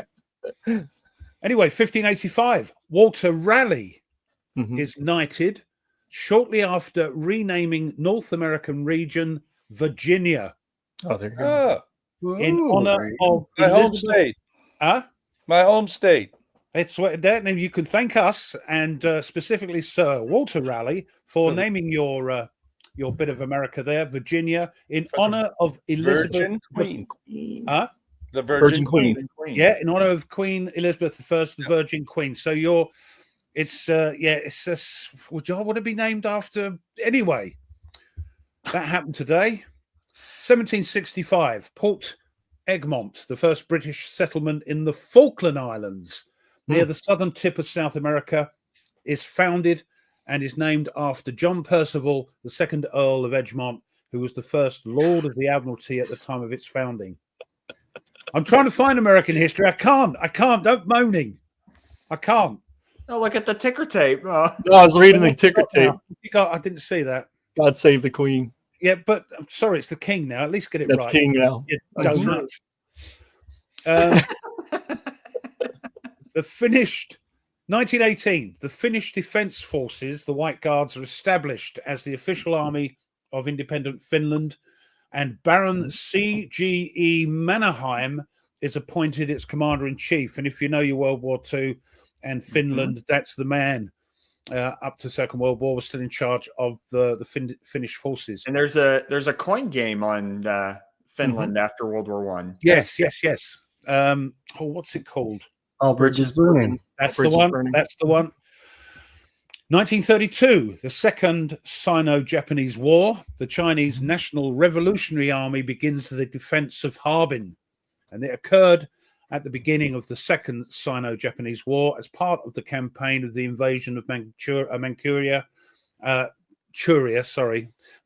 by forces of the Empire of Japan from today to the 4th of February 1932. The Japanese took the city only after a long battle in the freezing weather against the Chinese. 1942, World War II, Thailand declares war on the United States and United Kingdom. I didn't know that. Yeah, Thailand officially, this only because, as you'll find out, Thailand officially adopted a neutral position during World War II until the 5-hour-long Japanese invasion of Thailand on the 8th of December 1941, which led to an armistice and military alliance treaty between Thailand and the Empire of Japan in mid-December 1941. At the start of the Pacific War, the Japanese Empire pressured the Thai government to allow the passage of Japanese troops to invade British-held Malaya and Burma. After the invasion, Thailand capitulated, and the Thai government considered it profitable to cooperate with the Chinese war efforts, since Thailand saw Japan, who promised to help Thailand regain some of the Indo-Chinese territories, today's Laos, Cambodia, and Vietnam, which had been lost to France, as an ally against Western imperialism. Following added pressure from the start of the Allied bombings of Bangkok due to the alliance with Japan, Thailand declared war on the United Kingdom and the United States and annexed territories in neighboring countries, expanding to the north, south, and east, and gaining a border with China near Wengtung. I think I pronounced that right. And 1945, World War II, the Battle of the Bulge ends. Wes. Wow. Sorry? No, Wes has got a game on the Battle of the Bulge. That's why I said. Right. So, ended today, evidently. And just finish off with this. It's quite could have been worse. But in 1995, the Norwegian rocket incident. Russia almost launches a nuclear attack after it mistakes a Black Brant 12, a Norwegian research rocket, for a US Trident missile. Oh. The rocket carried scientific equipment to study the Aurora Borealis. Mm-hmm. The rocket eventually reached an altitude of about 900 miles, and it resembled a US Navy launched or submarine launched Trident missile. Fearing a high altitude nuclear attack that could blind Russian radar, Russian nuclear forces went on high alert, and the nuclear briefcase, the Chenyet, the thing where they put the keys in and all that and start it off, was taken to Russian President Boris Yeltsin, who was known to like a drink. Yeah, I was going to ask, was he drunk during that time? Who then had to decide whether to launch a retaliatory nuclear strike against the United States. And then sober Russian observers determined that there was no nuclear attack and no retaliation was ordered. But my goodness, that could have been a bit naughty. Anyway, that's what happened. Can I add one? I just found one that I saw. 1935, the first beer in a can was sold. I think that's correct. Oh, I could add lots of lovely little things like that, but yeah, I know. He would get the because it goes time. Oh, okay. It's already quarter after. He's still babbling. Oh my God. Okay. I thought you would say the other one that was from today, Churchill. Oh, yeah. Is today? I think today is the day died, didn't he? 65. 1965. Yeah, I think it was 65. Yeah. Is today the day? He I died figured. yesterday. and yesterday. Oh, That's I'm why- sorry. old news. It's That's old why- news, Oh, Ryan. I Come on. tried. Late news. That was Yeah, close. yeah. All right. Well, I'll do my segment quickly for you, Jester. Take your time, Nate. You're very good about being judicious with your time. I am. So since I started playing or learning to play Next War Ron, and probably will be going to Red Strike at some point here in Oh, the near you future. tinker. That's a big. Oh, you see the huge. size of that box? Look at the size of that Oh box. yeah, I mean, Cold War gone hot. You know, the Cold Wars I have increasingly become more and more interested in the history of particularly the late Cold War of how the Soviet Union fell apart and all that, and kind of also the what ifs, you know, all the different flashpoints where things could have all gone wrong. If it wasn't for certain decisions, thankfully, that were made to keep the But it has world a fascination, safe. doesn't it? The Cold War gone hot, even though it didn't happen. It has a fascination. I like it anyway. Yep. Like yourself, you're starting to. So anyway, the book that I have for people to show today is this one called The $1 Billion Spy by David Hoffman. This is a fascinating book. He wrote a book earlier that I think I've shown on the show called The Dead Hand, and it's about the Russian sort of the Soviet Union's automatic missile defense system that basically if a missile was detected coming from the United States, that they could deploy what's called the Dead Hand system, where basically all the missiles launch and everything gets deployed immediately rather than just one for one. And so this is sort of the next book that he wrote, looking at a particular spy that gave information to the United States in Moscow for several years until he was caught. But the story and the information that he gave was very vital for the U.S. winning the Cold War. So Interesting. very fascinating book. That's very similar to a Michael Caine film title. Is it The $1 Billion Brain? Michael Caine film, yes. Well, I love those movies like the Spy Who Came in from the Cold. Oh, fantastic film. Richard Taylor, Soldier Spy. Yeah, Carey, and I do like the Harry Palmer, the Len Dayton ones. You know, they're I love studying like espionage and kind of those kind of stories have fascinated me. Spies, how they infiltrate and espionage and things like that. So so Wes, that's probably why I'm interested in some of your games then, because you've delved into those topics. Yeah, I actually have one thing I want to tell you, if you like, TV series and all that, the very best by far espionage kind of show that I have enjoyed is a French show called The Bureau. And there is an Americanization of that show called The Agency out now, but the original, The Bureau, I think is, America, they always got to up the action factor and the violence factor and all that. It's more cerebral and it's very interesting. If you can go back and check that out, I think you're really enjoying it here in Yeah, cool. Thank you. And it's from the French espionage too, so that's interesting too. I got one that we've been watching. The Americans is excellent. I love that. The Americans, right? Yes, we had to. Yes, on Apple TV. The Gary Oldman fronted Slow Horses. Oh yeah, yeah. That's excellent. That's really, really quite good. Well, I mean, it's modern, but they're dealing with the effects of the long reach of the Cold War. The spy game. It's not all sort of gadgets and thing. It's also it's fantastic. Well, even like for instance, earlier this week, I rewatched Zero Dark 30 about how they were able to find where Bin Laden was, and just looking at like satellite footage and guessing from the shadows that were cast how tall people were and how fast they moved, whether they were a young person or an older person, and just the level of analysis that it took to find at least a good odds that he was in that building. I will definitely get to that, Nordic, at some point. Nordic is actually one of the gentlemen that's won their free game that you're going to be shipping out, A Forlorn Hope. Okay. So Nordic was one, and actually the other one we've been posting here is Meandering Mike. I'm sure you've seen some of his comments. yeah. But so those two gentlemen won copy 1 and copy 2 of Forlorn Hope. So we're very excited about that. Sending it out to them guys. My little segment's not as important to their segments, but what I do is we've been counting down the top 500 war games of all time. So according to Board Game Geek, so we're down to number 40 to 31. So this is the best of the best here.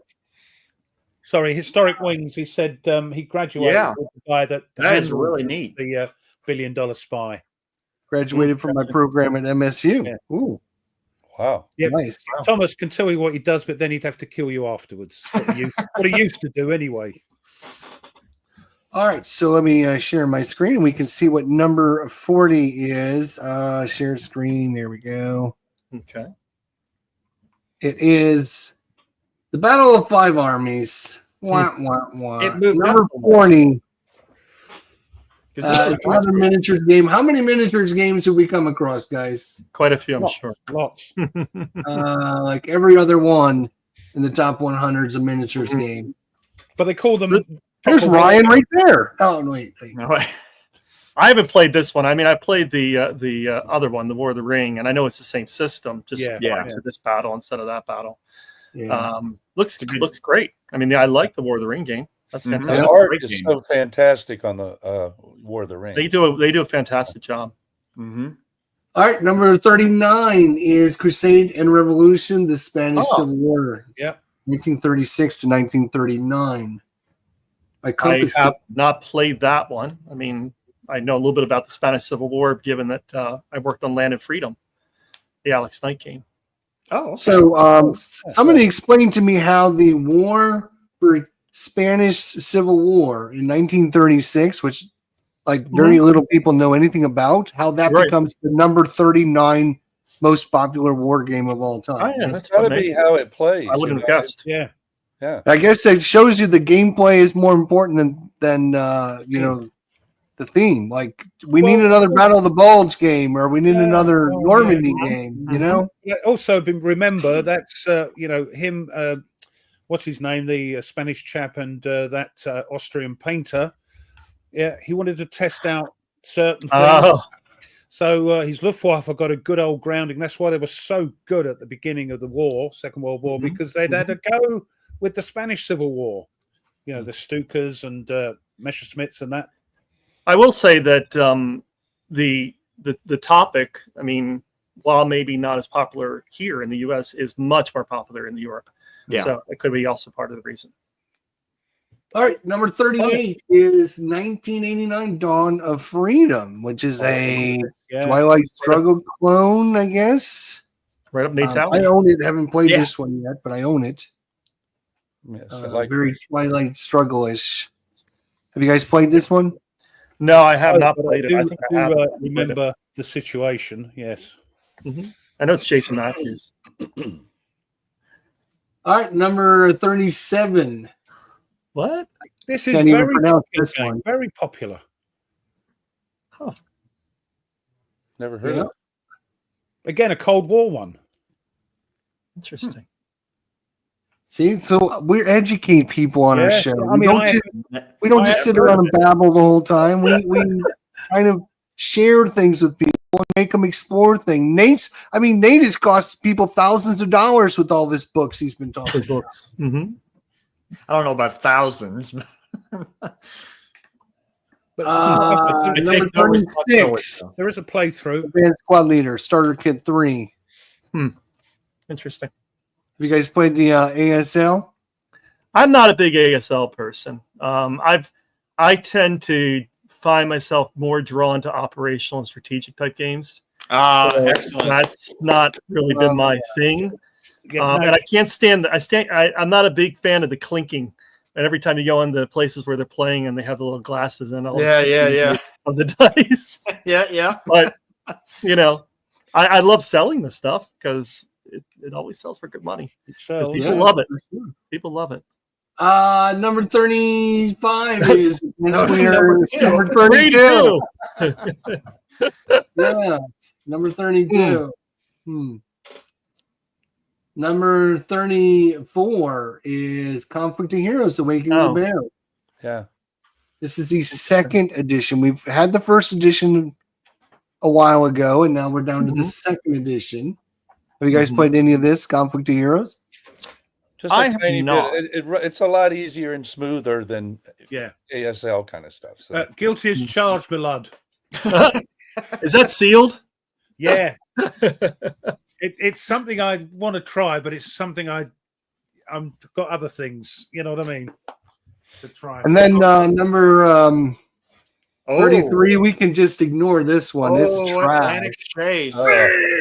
One of my such a great game. Remember on number 32. If you don't mind, can I say just one thing about Atlantic Chase? I was really wowed when that game came out, just simply because of the rule book and the effort they put into the rule book and how they did the rule book. It was a marked difference from what we've seen many times in wargaming, and I think they did an excellent job of that. It's a Euro program to escalate your learning.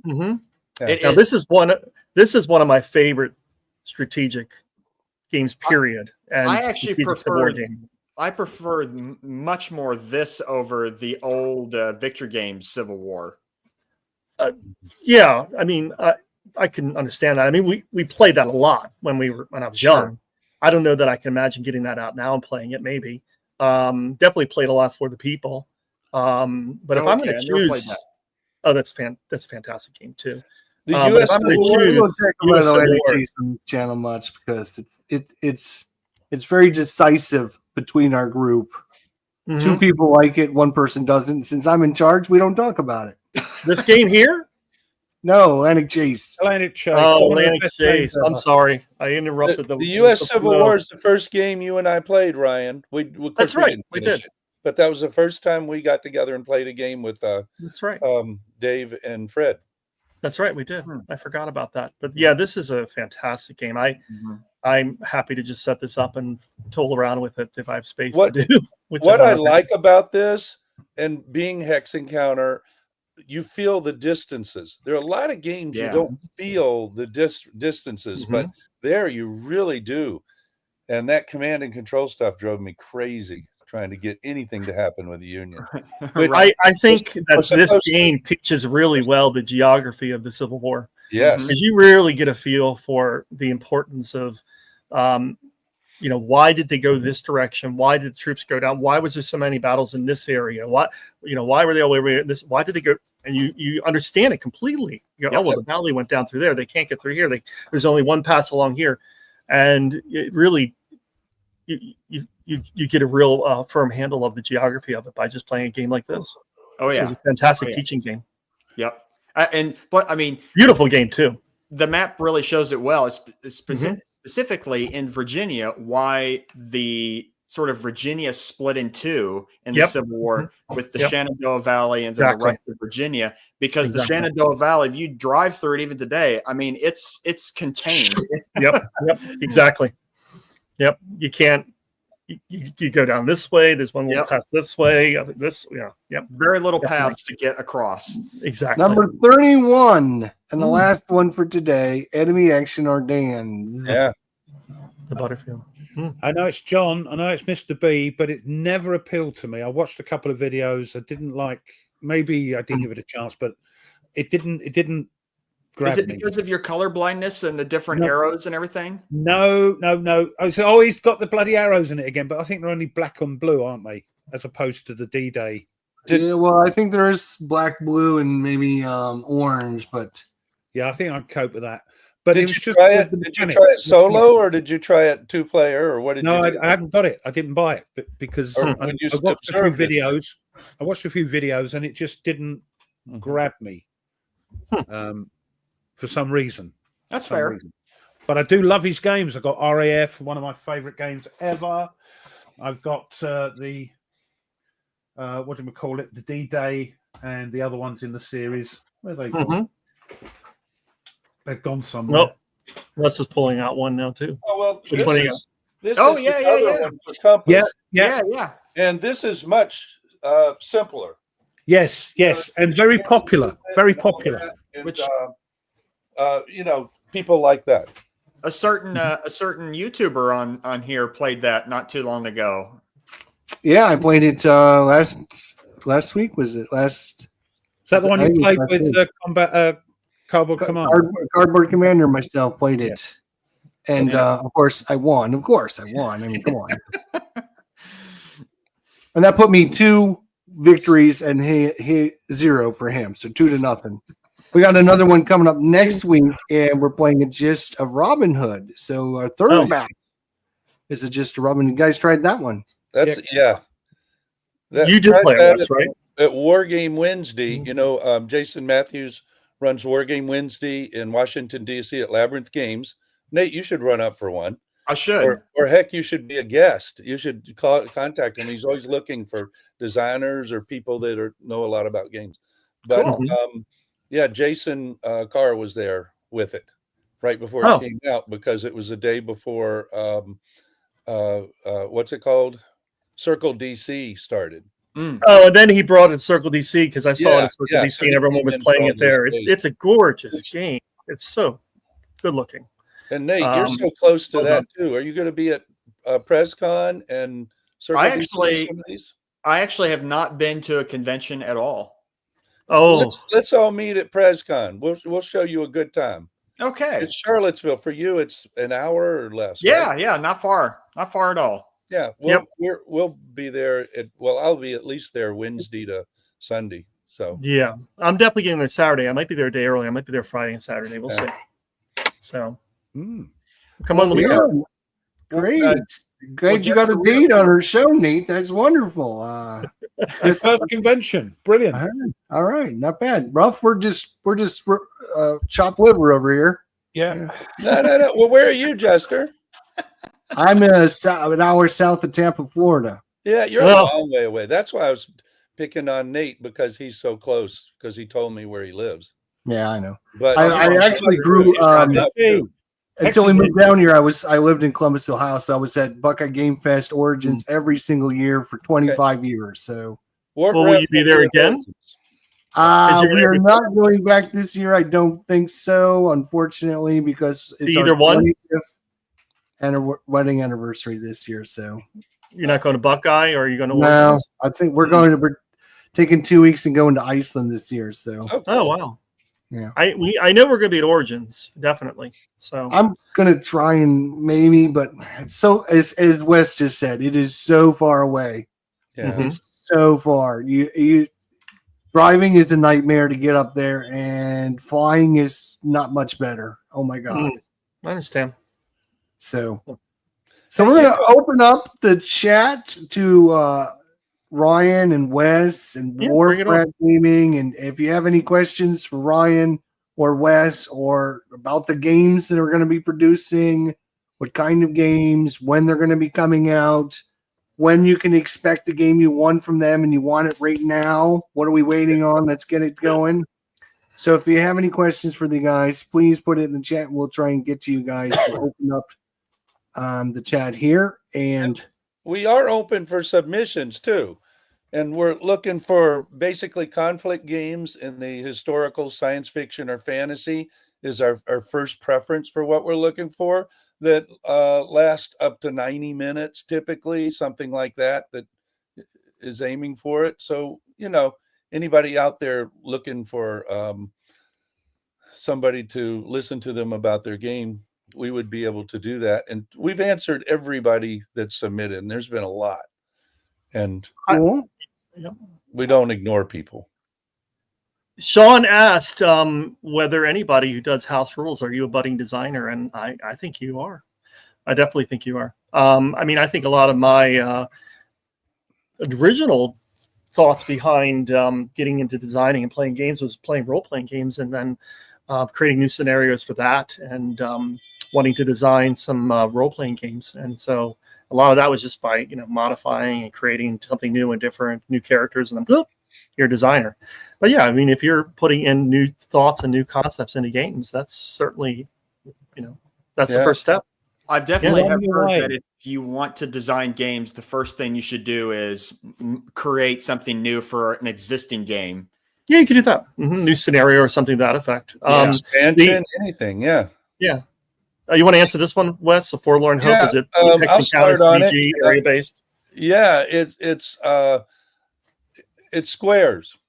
It is squares. But if you're familiar with In Magnificent Style and Crowbar, it's those kind of squares. Yeah. And this probably makes more sense for this trench raiding game to be squares and have a front of people moving along than those other two, perhaps historical sense. So it's not the kind of thing I think that will bother you for being squares if you're a hex encounter. But Herman is known for his push your luck system too, for advancing. So you keep going, but every time you try to go further, you are pushing your luck for a catastrophe to happen. Tell me about it. I've got Crowbar. Yes. Well, that's Cardboard Commander. He's trying to find a game that he might be able to win at. So yeah. And now my big question is for Forlorn Hope. Since it's about World War I and trenches, does it come with a little whistle when you go over the top? Oh, that's brilliant! I hadn't thought about that. In fact, I think I love that. Yeah, that's a fantastic. Yes, when we go to WBC and we actually have a booth, we're going to take a whistle and constantly there you go. in the vendor hall. Over the top, man. Here's what you should design it. So when people take the box lid off, it makes that noise. Rather than the flatulence they usually. I was going to say, get the smell of the trench, as you open the box. Yes. So there are cards in this game that are going to be used to drive it. So in the other games where you had to roll dice and whatnot, you're going to use preset cards to activate your men and move your men. And it's going to definitely be a mounted board. It's a double-sided mounted board for solo play versus multiple player. Oh, excellent. Yes. And that's the first game. Obviously, if it does well, there may be expansions with additional boards and that sort of thing. But this could already be set to be a 1 to 3 player game, and with a robust experience. Is this obviously? I'm assuming this takes place on the Western Front. Yes. Yes.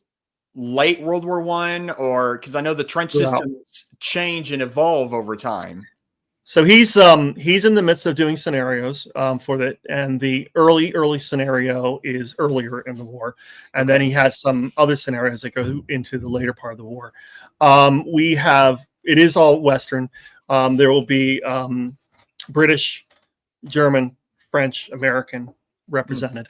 That means what you can play as.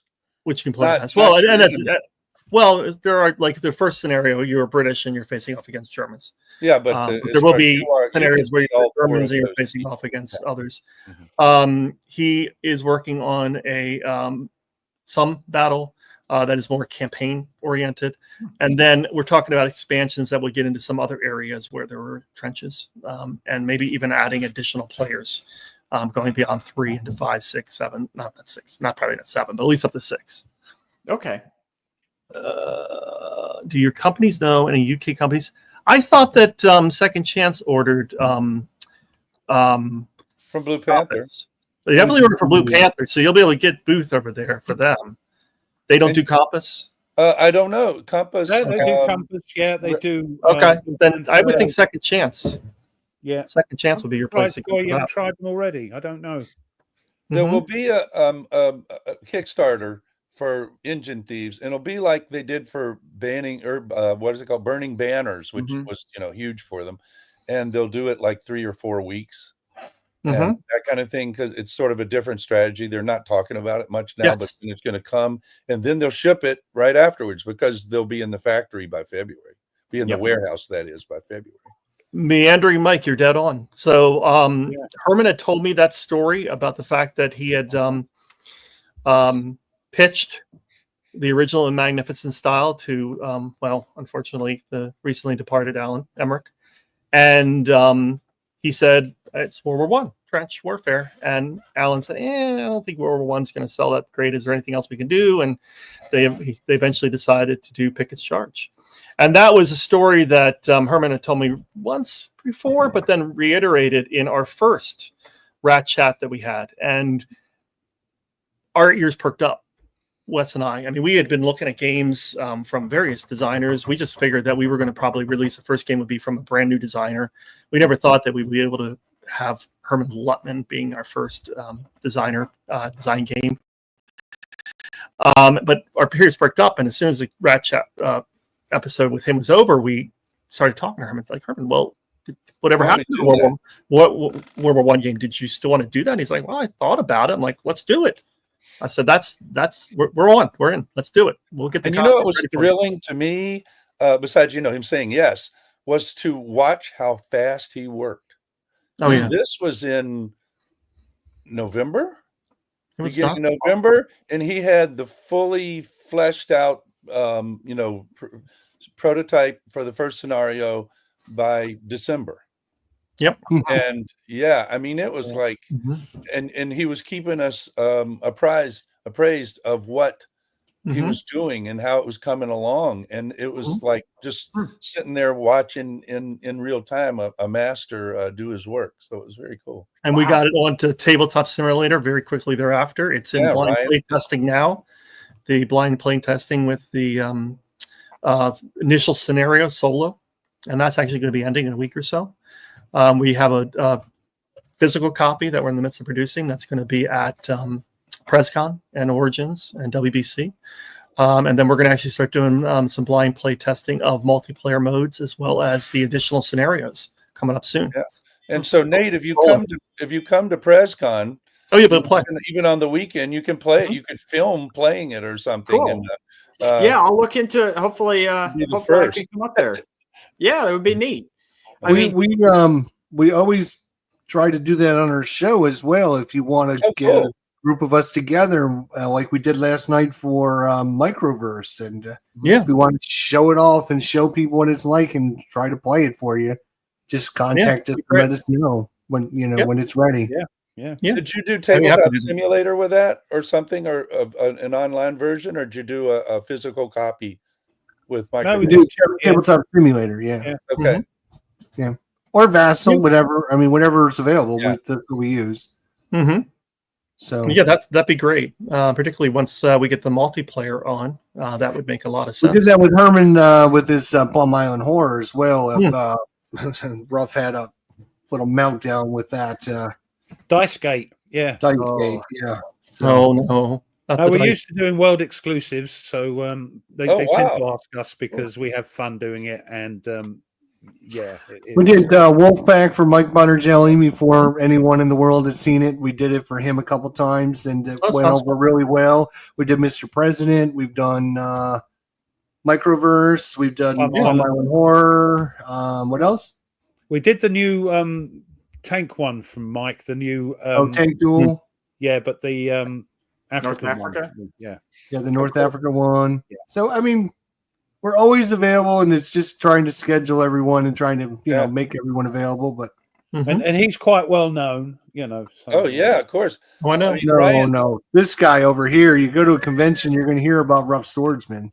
Well, if you had 5 minutes, Ryan would have it running for you. I'm saying it's that easy for us, and I'm speaking, for Ryan here. But so anytime you'd want to do something like that, that would be very cool. Let us know. Yeah, we'll let you know. It's ready to be played. Well, anybody in the chat, if you still have a question, we still have time. So get your questions in if you're curious to know anything about. So I have a question because I'm very interested in this. When is the first game coming? Is it going to be just straight out the door? Or we're going to Kickstarter? What are we doing here? What do I want to get my hands on it? So let's go. When is it? So we're looking at later this year, looking at the fall for a fall Kickstarter. I don't want to say Kickstarter. I'm using that word generically for crowdfunding. We haven't actually decided whether we're going to use GameFound or BackerKit or Kickstarter or whatever, but we're looking at late fall. Our plan is to have all the artwork and everything ready to go. So once that crowdfunding is over, we can just notify the company to start producing and get it rolling, so that we have a quick turnaround time and get it back here. So, I would love to get it in people's hands by the end of that year, but it might be into the early part of next year. We'll see. It just depends on how quickly everything can turn around. But one of our big goals as a company is not to, we want to be designer friendly, and we want to be obviously player friendly as well and consumer friendly, but we want to be designer friendly. So we want to make sure that we are focusing on that designer and their game And that's what we're really doing here with Herman. That is our core focus for this year is Herman's game. So we are every time we're going to be at the conventions, we're going to be demoing that. We have, as I said, PresCon coming up, Origins. We have WBC, as well as some virtual conventions as well. And so we hope by really focusing on that we can get it out quicker and not have to tell a designer, yeah, we'll sign your game, but it's going to be 3-5 years before you get it out. I mean, Herman will tell you. I mean, game that you just mentioned, Plum Island. I mean, that was originally created quite a while ago and it took a while for it to come out. Oh, yeah. And, nothing wrong with that. It's just, it can take a while. And we're really trying to speed up the process. And so we're really hoping by the end of this year. Yeah, speeding it up by focusing on it. Yeah, not by. Yeah. Okay. Well, that's a different. That others may live. That's the game that I worked on for Hollandspiel. Yeah. Which is the rescue game, Vietnam rescue game, and the downed fighter pilots, and you go in and you try to rescue it. I didn't think it was that complex. I would probably put it in. Thank you. There it is. I would put it yes. 3 out of 5, maybe less than that. I don't think it's that complex. I think it's fairly easy to grasp and to get on the table and play. And it's an excellent game. Ryan has at the end of some games that I really enjoy, and I'm wondering if Wharf Rat Games, a different path is gaming for you. That's sort of what it says, yeah. Yeah, I think it's an extension. I don't know if it's a different path necessarily. I will say that one of the things that we determined starting off with this venture was that we did not want to put out Wes and Ryan game as our first game. We didn't want this to be a vanity project. We really wanted to focus on creating the best games possible. Now, that isn't to say that some of those games that the commenter liked may not be coming out in Wharf Rat versions at some point. In fact, we did reacquire the rights to both Brave Little Belgium and White Eagle Defiant from Hollandspiel. So they're no longer actually available from Hollandspiel, and we are Wes and I looking at how we put out a deluxe version of those games somewhere down the line.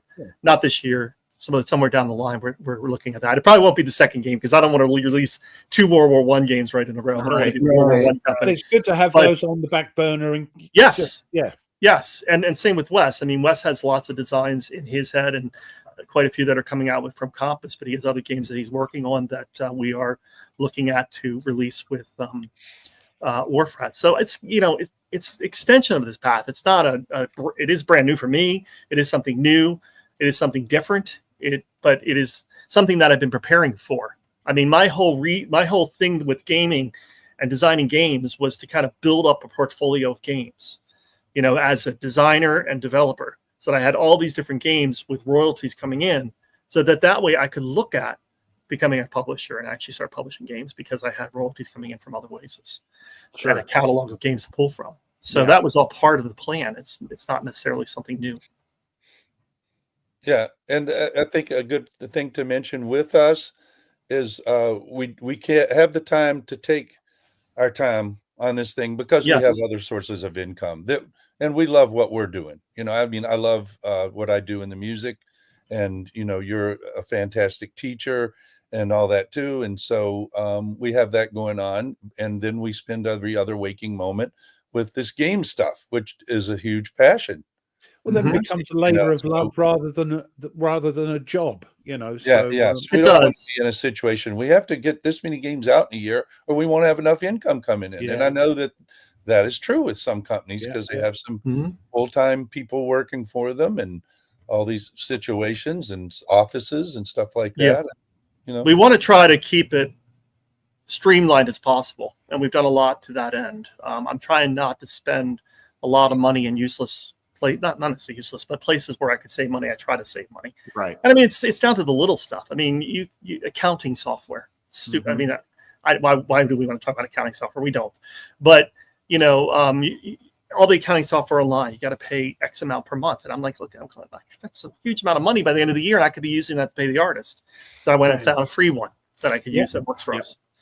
So it's just little things like that. And I do have an overall plan or goal. I'm roughly a few years away from retirement. I'll hit full retirement from my school where I teach. So I'm kind of thinking that would be a good time to move into this more full time. Yeah. But with the backing that I have a pension from the school as well. Right. And right. you're also at that exact same time is when I'll hit my maximum Social Security, which I'm holding out for. So we have all of a sudden, the first time in my life is in the music world, I'll have something coming in, like that, that would be my pension at that time. You're nowhere near time for Social Security. No, I'm not. We definitely want to hear pitches. As Wes said earlier, we do take pitches. We're a little reluctant to sign too many people because we don't want to push things back and back and back and say it's not going to come out for 5 years, whatever. But we definitely want to hear pitches. We have a couple games that we are interested in right now and we are pursuing, and that we may eventually sign. I can't really give any more details other than about that. I can say one is historical and one's a little bit more mainstream, a little less historical. But we are interested in hearing other pitches, and you can go right to wharfratgames.com.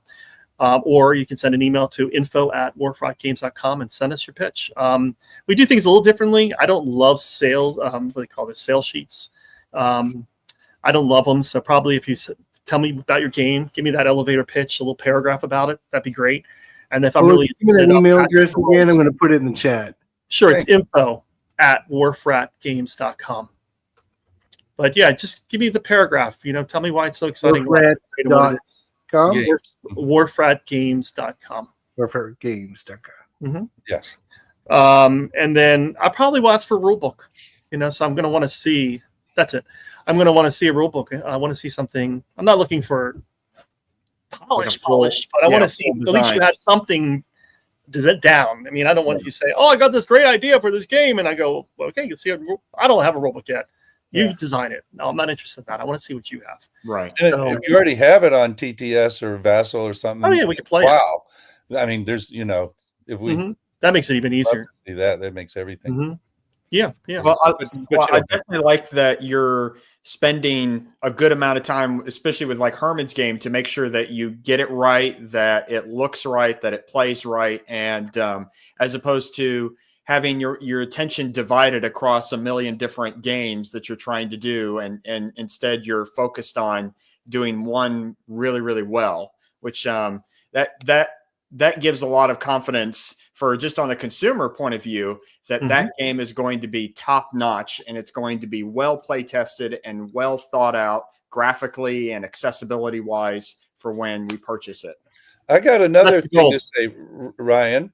Make this announcement. We are taking some submissions for the artist for a 411. Oh, that's true too.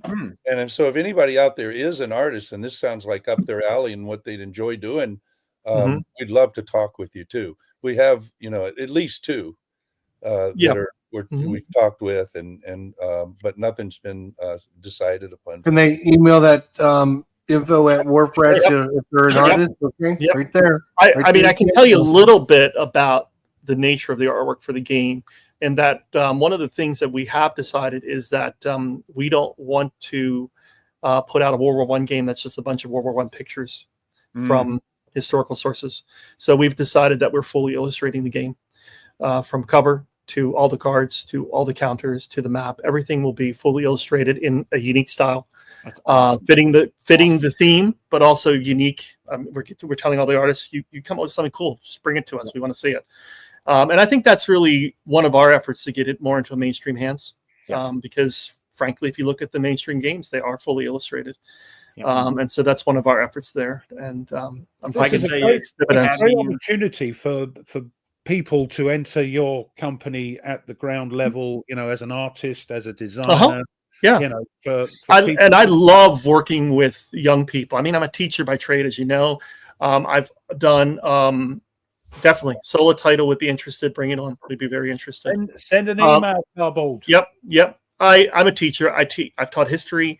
I teach technology. I've taught graphic communications. I used to teach creating of board games as part of what we would do, but they'd have to actually create a board game. In fact, one of the young ladies that... Wow, Jonathan. Great artwork on that game. Yeah, that's beautiful. Yep. One of the young ladies that was in one of my classes is one of the people that we're communicating with as regards doing some of the artwork. She did some of the artwork on the. I mean, you're a high school Force teacher. Warren. All you have to do is assign it as homework for the kids, and you can get it for free. What That's do you? crafty. I like the cut. Of your Yeah, kid. there's some Say, ethical I need a things World there. War, I need a World War II or World War One battle That's ethical. soldier. I did that. I did that No, we once. can do it. Yeah, I done that once. I had a young man who wasn't one of my students, but was very good at 3D modeling. And so I asked him, I needed, for Land and Freedom, I needed a picture of how to put together the little standees and like a 3D picture. And so he made it for me, and I credited him in it. No, typically I shy away from that. But if there's someone talented like this young lady and her, I definitely will contact them and say, come on. And I love working with people like that. I mean, Land of Freedom, for example, was a game that I developed for Blue Panther. It's been a huge success, just won a big award. Alex Knight is the designer of that, and this was his first published game. Young individual that I just loved working with and bringing him into this field and developing his game. Well, and I love what you said, that the game Forlorn Hope is going to have original artwork to it. Yep. And for the whole thing, as opposed to that way, at least you know that it's unique, it's a game, and it's not just a book. Yep. It's different. It sets itself apart. And so I could speak, since I'm the young one here, a lot of people my age, I'm 35 and younger, definitely the good art style, unique art style, and also accessibility really will draw in. So I think more of the general board game audience into war games. Yes. And you got to keep the game approachable too. You do, absolutely. Jester, you originally said the first question you asked us was about getting younger people involved and stuff. Yep. And we never really addressed any more of that. And I think when you say that to somebody my age, it makes me think of when I started at 11 and was getting into Midway and Battle of the Bulge and all these Avalon Hill things. And I don't think that should even be a goal anymore, because they got their video games and all that. But high school students are playing some board games, and there's no reason they can't go into some of what we do too. So anything designers or companies do to maybe run events at libraries and different things like this to just expose them, I think is a good idea. Game stores, I don't see enough of our kind of historical games being demoed at game stores, things like that. Now, if you come to War